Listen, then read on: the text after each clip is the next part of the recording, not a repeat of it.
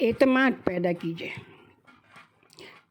اے Khan higher secondary کے امتحانات میں اچھے نمبروں سے کامیاب ہوئے تھے، مگر کسی وجہ سے وہ آگے داخلہ نہ لے سکے، یہاں تک کہ اکتوبر کا مہینہ آ گیا۔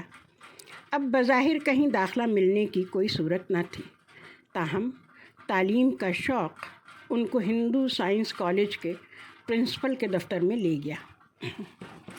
جناب، میں BSc میں داخلہ لینا چاہتا ہوں، انہوں نے ہندو پرنسپل سے کہا۔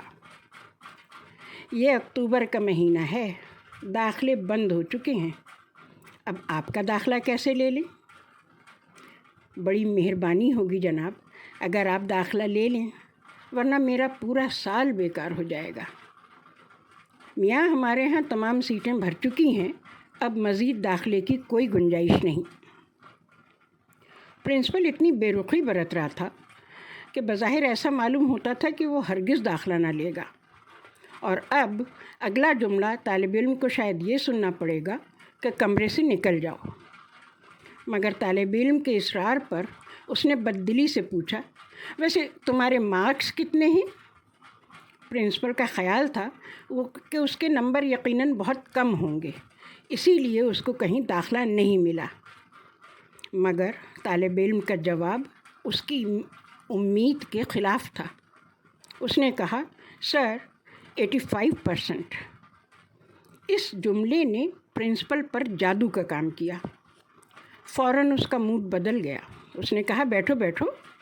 اس کے بعد اس نے طالب علم کے کاغذات دیکھے، اور جب کاغذات نے تصدیق کر دی کہ وہ واقعی 50% نمبروں سے پاس ہوا ہے، تو اسی وقت اس نے پچھلی تاریخ میں درخواست لکھوائی۔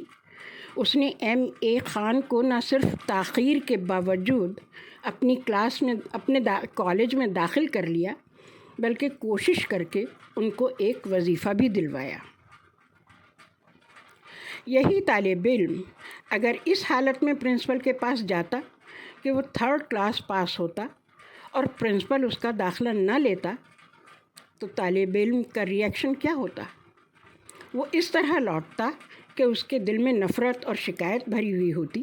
وہ لوگوں سے کہتا کہ یہ سب تعصب کی وجہ سے ہوا ہے، ورنہ میرا داخلہ ضرور ہونا چاہیے تھا۔ داخلہ نہ ملنے کی وجہ اس کا خراب رزلٹ ہوتا، مگر اس کا ذمہ دار وہ ہندو کالج کو قرار دیتا۔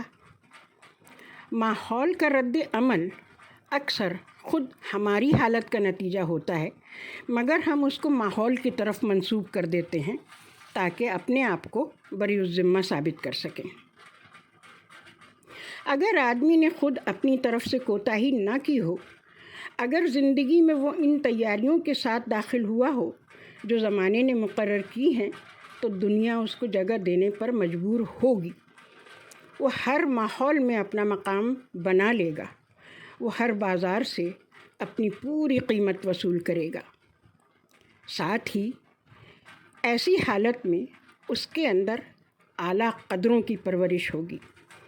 وہ اپنے تجربات سے بہادری، اعتماد، بلند حوصلہ، شرافت، دوسروں کا اعتراف، حقیقت پسندی، ہر ایک سے صحیح انسانی تعلقات کا سبق سیکھے گا۔